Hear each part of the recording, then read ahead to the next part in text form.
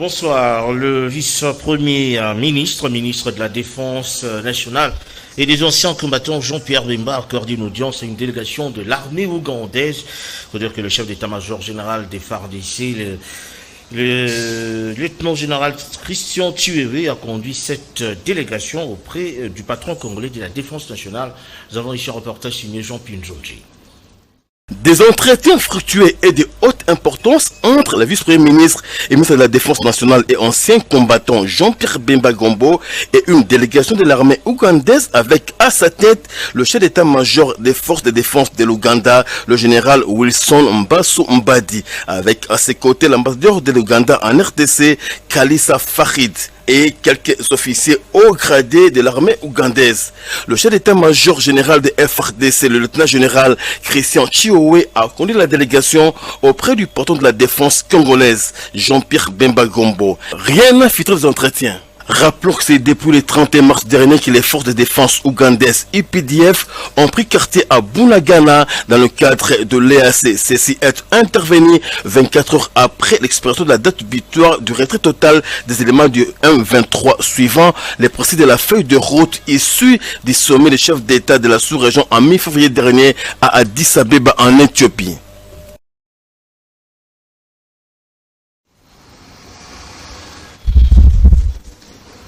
Voilà, comme vous le savez, il y a eu réaménagement au sein de la police nationale et on dit finalement que le commandant Alonga Boni devient finalement le patron de la police nationale. Ici, on dresse son portrait, image de commentaire. Alonga Boni Benjamin, commissaire divisionnaire principal, c'est le nouveau patron de la police nationale congolaise, est né à Gemena, dans le site Ubangi. La soixantaine révolue. Il a fait ses études primaires au pensionnat Boyingi, ses études secondaires à Kotakoli, puis à l'institut Bongissa, où il décrocha son diplôme d'état en 1981. Le nouveau commissaire général de la PNC, du soldat de première classe jusqu'au grade du sergent en 1984 au sein des forces armées. En 1986, Alonga Boni Benjamin est nommé sous-lieutenant ici de la 16e promotion de l'école d'officiers de Kananga. Pétri d'intelligence, plusieurs formations militaires sont à mettre dans son parcours. Il s'agit notamment de cours de criminologie, de breveter d'état-major et autres. Le commissaire divisionnaire principal, Alonga Boni Benjamin, a exercé plusieurs fonctions, non seulement au sein de l'armée, mais également à la police nationale congolaise. Il a été tour à tour commissaire général adjoint de la PNC en charge des opérations et renseignements de 2004 à 2013 avant de prendre la direction des écoles et formations. Au sein de la PNC, le nouveau patron de la police est licencié en droit public et assistant à l'université libre de Kinshasa. Alonga Boni Benjamin traîne derrière lui 39 ans de loyaux service sous le drapeau congolais sur tout le front. En mai 2021, avec l'avènement de l'état de siège instauré par le chef de l'État, Félix Antoine Tshisekedi Tshilombo, a été désigné vice-gouverneur policier de l'Ituri à côté de lieutenant général Luboyanka Johnny, gouverneur militaire. C'est ce dimanche que le commissaire divisionnaire principal, Alonga Boni Benjamin, devient le chef de la police de la 5e République dans un état de droit. Alonga Boni Benjamin, le nouveau commissaire général, reconnu pour sa fidélité, loyauté et honneur à la nation et aux institutions de la République. Désormais, la République doit compter sur ses hauts gradés pour la réforme et le professionnalisme de la PNC pour l'intérêt supérieur de la nation. Baisse de taux d'accident dans la ville de Bunia suite à la mise en place d'un panneau lumineux au rond-point pique-nique, œuvre d'un jeune iturien. Image de commentaire. Bunia, chef-lieu de la province de l'Ituri, une ville à plein élan du développement depuis l'instauration de l'état de siège. La population doit avoir une connaissance parfaite sur le code de la route. Ceci pour éviter de nombreux cas d'accidents dénombrés par la police de circulation routière dans cette ville cosmopolite. Conscient et engagé dans cette lutte, un jeune Iturien, Jonathan Djamba, ingénieur électromécanicien, met son savoir-faire en faveur de la communauté en installant un panneau lumineux de signalisation au rond-point pique-nique sur le boulevard de Libération. Je faisais l'ISTA Goma aux facultés d'électromécanique. C'est de là qui m'est arrivé aussi l'idée de faire des signalisations routières parce que la ville de Goma m'a un peu impressionné par rapport à leur conception. Et lorsque moi je m'étais senti un peu capable aussi de le faire, je dois revenir dans ma province natale pour venir les produire aussi ici à Bunia. Certains habitants de Bunia pensent qu'il faut étendre cela sur l'ensemble de la ville. Nous avons accueilli l'installation de ces panneaux favorablement, avec beaucoup de joie, avec beaucoup de considération. Grâce à ces panneaux, ça va diminuer le nombre ou le taux de l'accident qui se passe dans notre ville de Bunia. Bunia est devenue une grande ville. Il y a beaucoup de véhicules, beaucoup de motos.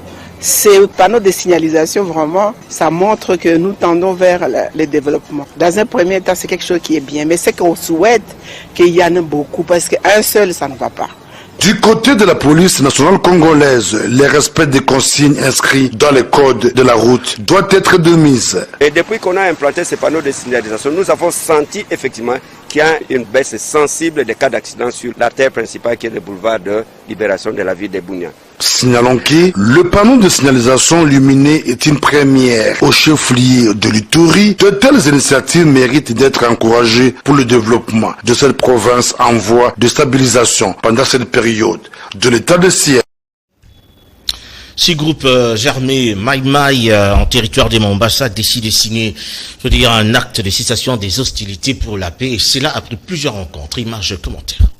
L'appel du chef de l'État Félix Antoine Tshisekedi Tshilombo lancé aux groupes armés à rejoindre les camps de la patrie pour la reconstruction du pays trouve un écho favorable en territoire de Mombasa. Ces groupes armés Maï décident de signer l'acte d'engagement de cessation des hostilités. Ceci à l'issue d'une consultation de 4 jours menée par la coordination du pays de DRCS. Nous allons nous orienter dans le processus d'une paix durable à la République démocratique du Congo. Donner notre contribution à l'œuvre de construction de la paix, de la cohésion sociale, de la restauration de l'autorité de l'État et de la relance économique et du développement dans nos entités et dans nos communautés à travers le PDDRCS. Ce geste de ces forces négatives est salué par la notabilité du territoire de Mombasa. Nous sommes remplis de joie et nous pensons que ça ne sera pas le premier groupe. L'accueil qu'a réservé les autorités et ces groupes, nous sommes rassurés que ces groupes pourront encore faire une bonne sensibilisation auprès des autres qu'ils connaissent de façon qu'eux aussi emboîtent les pas. Pour sa part, le coordonnateur du PDDRCS en Ituri, Willy Abibou Sebo Maïsé, encourage d'autres groupes armés à emboîter les pas. Il est vrai que nous pouvons avoir des mésententes avec nos proches. Quelle que soit la plaire de celle-ci, nous devons savoir que par les armes, nous ne saurions résoudre nos problèmes. Par contre, on ne fera que s'affausser davantage. Signalons que la reddition de ces Maï intervient après la remise des armes d'un groupe d'autodéfense devant le vice-ministre de la Défense nationale et ancien combattant lors de son séjour en Ituri. Ceci s'inscrit dans l'approche non militaire privilégiée par le gouverneur Luboyanka Choma-Johnny dans la résolution de conflits. Dimanche de Rameau célébré dans la capitale, il faut dire dans plusieurs assemblées, notamment dans l'assemblée du Christ Sauveur de Selemba ou dans la communauté baptiste de Bandal 1 et Bandal 2. Objectif commémorer l'entrée solennelle de Jésus-Christ à Jérusalem. Image, commentaire. Plusieurs activités ont été inscrites à l'ordre du jour, notamment une marche faite par les fidèles de l'église Christ Sauveur partant de l'avenue des Lex 24 novembre jusqu'au siège de cette église à Selembao, prédication et service de Sainte Seine à l'église Sebeko Bandal 1 et 2. Quelques pasteurs interrogés à ce sujet ont révélé l'importance et la portée spirituelle qui rêvait cette journée. Dimanche très important pour les enfants de Dieu. Nous commémorons l'entrée triomphale de notre Seigneur et Jésus-Christ en Jérusalem. Il y a double signification. Tout d'abord la glorification, c'est là où le Seigneur va décliner son identité étant que le roi des rois. et le pouvoir de ce monde a paniqué à l'entrée de notre Seigneur à Jérusalem. Deuxièmement, c'est l'ouverture de la semaine de Passion, le chemin de la croix. Il est allé jusqu'à la croix selon la prophétie et il a tout vaincu. Zacharie chapitre 9, verset 9, on a touché aussi le livre de Matthieu chapitre 21, verset 9. Et je vais parler seulement sur deux choses. La Bible dit les gens tenaient les branches des rameaux dans les mains. Et il y avait aussi deux groupes de gens. Ceux qui précédaient et ceux qui suivaient. Ceux qui précédaient, c'était Israël. Israël avait aussi des branches. Ceux qui suivaient, c'était l'Église. L'Église avait aussi des branches. Pourquoi des branches dans les mains des deux peuples? Pour Israël, cela symbolisait la délivrance qu'il y a offert à Israël en Égypte. Mais Israël s'est rappelé des 430 de souffrance. C'est la raison pour laquelle, quand on chantait Hosanna, Hosanna, quand Hosanna veut dire les saluts. Il faudrait rappeler que le dimanche de Rameau et les dimanches qui précèdent celui des Pâques et marquent ainsi l'entrée dans la semaine sainte en commémorant l'entrée solennelle de Jésus-Christ à Jérusalem. Matinée politique organisée par Reduc, Relance du Congo sous l'œil vigilant de Lubaki Mandungu Kaliste, cadre du parti. Manifestation tenue dans la commune de Bondalongwa. Image commentaire.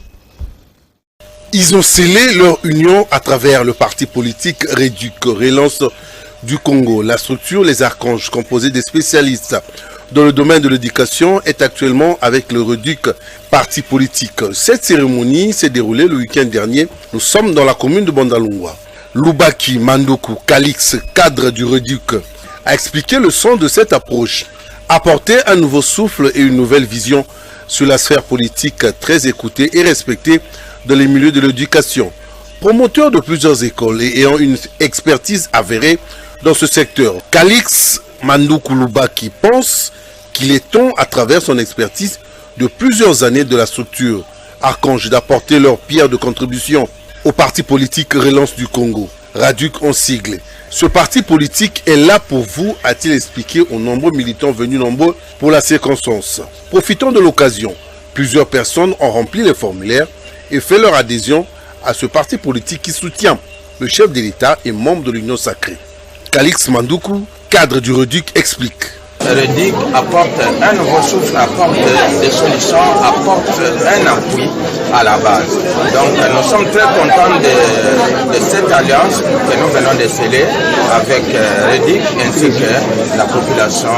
Vous êtes en train de vous adresser à un responsable qui a commencé les activités dans l'enseignement, mais aussi je voulais faire monter la voix du secteur de l'enseignement plus haut, c'est-à-dire au niveau du sommet, parce qu'il y a bien de complications, des problèmes qui existent dans le milieu des établissements scolaires, mais s'il y avait une voix très haute, je crois que les solutions seraient plus aisées et un peu plus hautes. Les moyens de notre politique, nous en avons, nous ne pouvons pas tenter une aventure, nous partons parce que nous sommes très conscients. C'est dans le cadre de la clôture du mois de la femme que le coordonnateur de l'ONG Téléma Kaouka a organisé une activité avec les femmes membres de son organisation en particulier ainsi que celle de la commune celle de Kaouka en général. Image commentaire.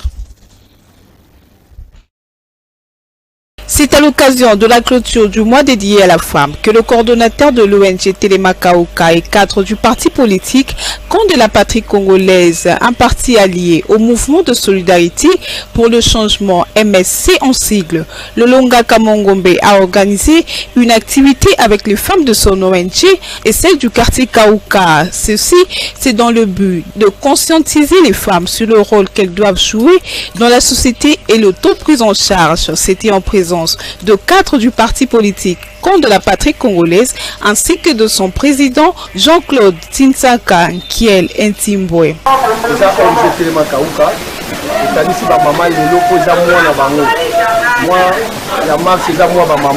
Alors on jette les makauka et que la indifférente. Et kanisi ba maman na ye surtout ya kauka. Kansito. Il est kanisi. Et puis ça va mon maputa. Alata pour bakanisa ke bazape na bana, bazape na bande. Voilà. Journal et l'on de quartier Kauka, ils ont comme abandonné. Mazana mutu alobela abangote. Bala la molili kaboye, ma ezangi kaboye, mbule beti, ma ezokote la bango. Yango futo bimisa mutu a biso mongolo. Wana biso ezali awa pour na bana Kauka et précisément pour la chef de l'État. La 2023, to tia mokonza mboka, to pesa un mandat mibale, ko mboka na biso kende liboso. Sanzo ezali mwana biso, to le cadre ya parti. Olongaka azo clôturer mois de la femme. Yamona Lobaki, monsieur le coordinateur national, le président Gaté, pour que la Wana, pour que tout le monde pour le Cameroun, évolution, il y a l'élection des pays.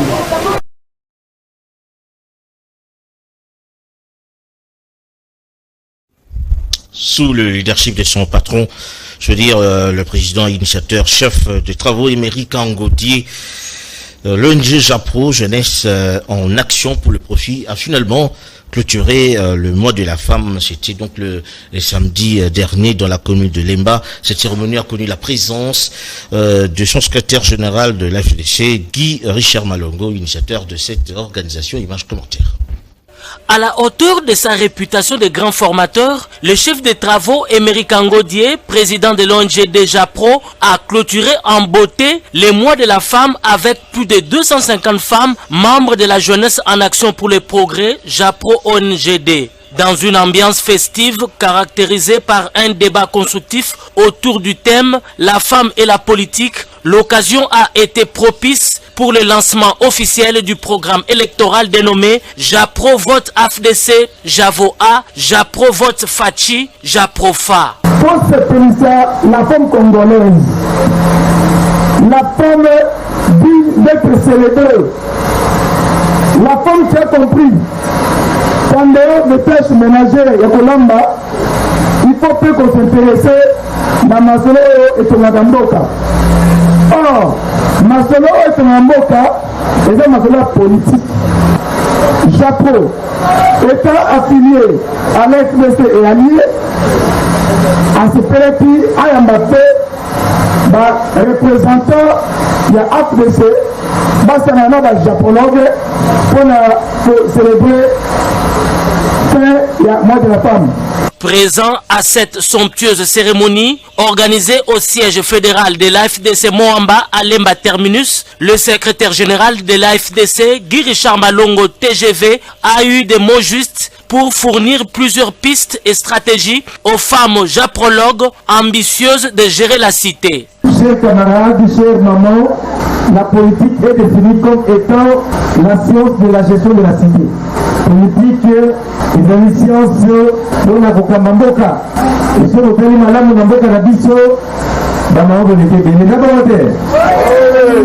c'est que beaucoup de la table du Avec son leader, Émeric Angodier, Japro est un grand mouvement associatif de développement affilié à l'AFDC, parti politique cher au professeur Modeste Bahati Lukwebo. Jules Boulembi, digne de Kozulu, animateur de l'émission Canal Presse sur nos antennes, a clôturé hier dimanche le mois de la femme à Bandalungwa, des airs de fête couronnées de dons ont marqué cette rencontre avec les femmes de la district de la Funa. Image de commentaire.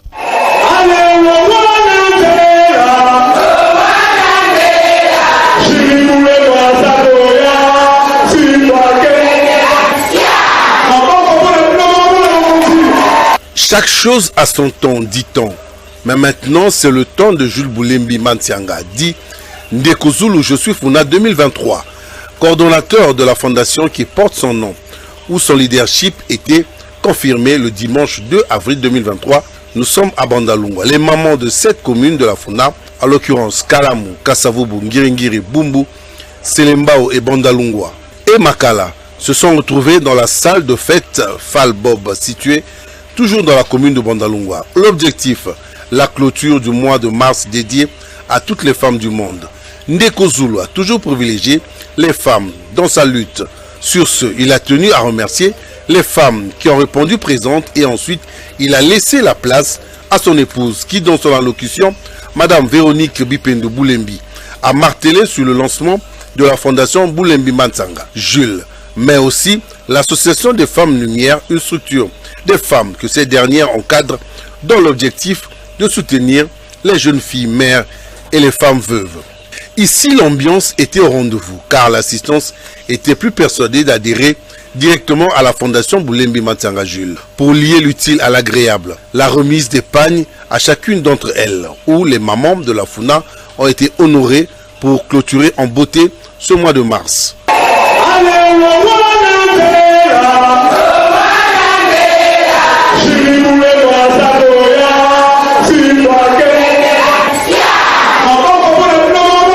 La popularité de Ndeko Zulu à la Funa n'est plus à démontrer car les 7 communes que compose ce district étaient tombées sous le charme de ce dernier.